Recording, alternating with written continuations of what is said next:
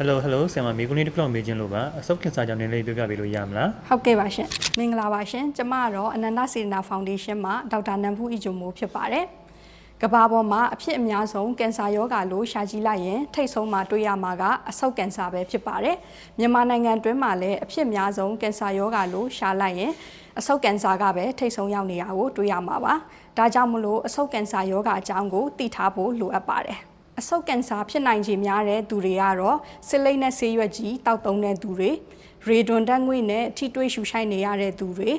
ကြောက်ခွန်းလို့ခေါ်တဲ့အပူခံအိမ်ဆောက်ပစ္စည်းအမုံတွေနဲ့ထိတွေ့ရတဲ့သူတွေလုပ်ငန်းခွင်အတွင်းမှာဓာတုပစ္စည်းတွေနဲ့ထိတွေ့ရတဲ့သူတွေရင်ဘတ်ကိုဓာတ်ကင်ခဲ့ရဘူးသူတွေနဲ့လေထုညစ်ညမ်းတဲ့နေရာတွေမှာနေထိုင်ရတဲ့သူတွေပဲဖြစ်ပါတယ်ယောဂလက္ခဏာတွေကတော့အဆုတ်ကင်ဆာကပုံမှန်အားဖြင့်ကနဦးပိုင်းကာလတွေမှာတိတာထင်ရှားတဲ့လက္ခဏာမပြတတ်ပါဘူး။ဒါကြောင့်မလို့အတိနောက်ကျပြီးယောဂအဆင့်မြင့်တဲ့အချိန်ကြမှာသတိထားမိတတ်ပါတယ်။ယောဂအဆင့်မြင့်ပြီဆိုလို့ရှိရင်လည်းကုသဖို့ခက်ခဲပါတယ်။အဆုတ်ကင်ဆာကသတိထားမိဖို့ခက်တယ်ဆိုပေမဲ့ဆရာမဆက်ပြောပြမယ်လက္ခဏာတွေဖြစ်လာပြီဆိုလို့ရှိရင်တော့အထူးသတိထားသင့်ပါတယ်အချိန်ကာလကြာရှည်စွာချောင်းဆိုးမယ်နှစ်ပတ်အထက်ချောင်းဆိုးပြီဆိုလို့ရှိရင်သတိထားသင့်ပါတယ်ချောင်းဆိုးတဲ့အခါမှာသွေးစားတွေပါလာမယ်ချောင်းဆိုးသွေးပါဖြစ်ပြီဆိုလို့ရှိရင်တော့အမြဲတမ်းသတိထားရပါမယ်အသက်ရှူကျက်လာမယ်ချောင်းဆိုးတဲ့အခါမှာရင်ဘတ်အောင်မယ်စကားပြောတဲ့အခါမှာပုံမှန်အတန်မဟုတ်ဘဲနဲ့အတန်တွေပြောင်းသွားမယ်အယိုးတွေနာကျင်ကြိုက်ခဲမယ်ဒါကတော့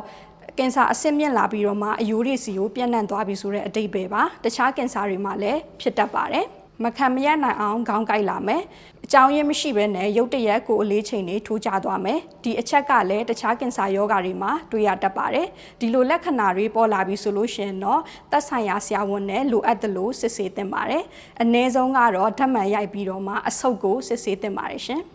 ကျေးဇူးတင်ပါတယ်